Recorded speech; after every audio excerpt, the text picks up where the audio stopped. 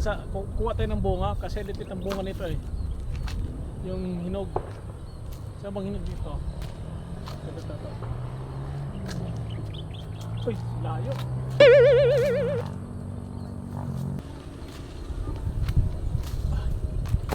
Parang siyang ano, talagang ano mo yung ano. Tamis. Mag-New Year na mga idol. So nandito tayo sa Kabukiran. Matamis ba? Patingin. Makain ba yan? Oo nga.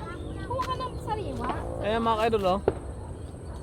Ayan ang puno. So kung masino makaulay ito mga idol anong puno ito. So ang bunga napakaliit para sa mansanitas talaga. Mansanitas. Anong klaseng bunga nito pag mahinog na? Anong klaseng hinog? Anong kulay pag hinog na?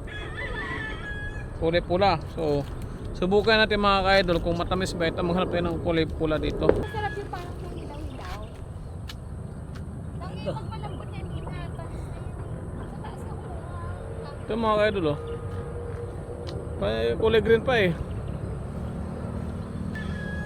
Asin na sa apple, hindi mo sa tulang. Hilaw pala.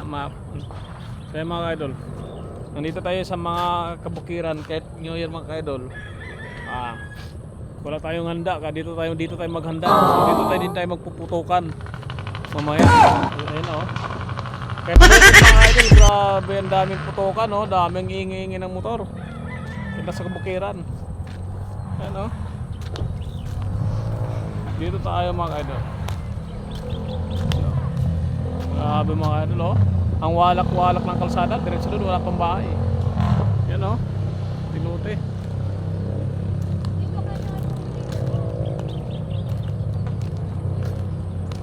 So nandito siya mga ka-idol. Ito yung mapilit pala ito.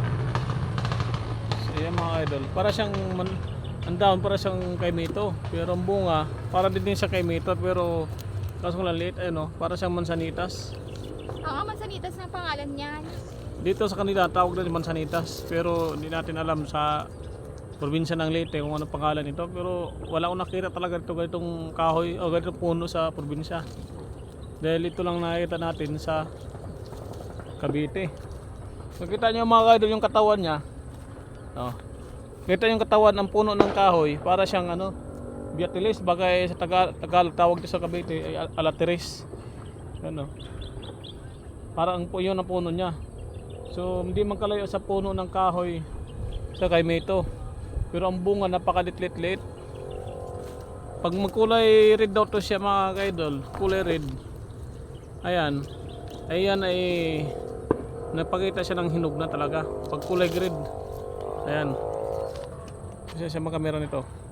Ayan, pag kulay red yan matamis daw ito. So kaso liit-liit ng bunga.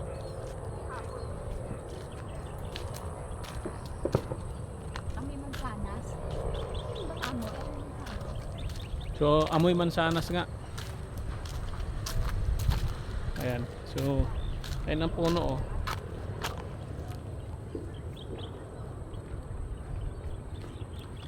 Okay mga ka-idol, maraming salamat at Happy New Year sa inyo lahat dyan. Shout out!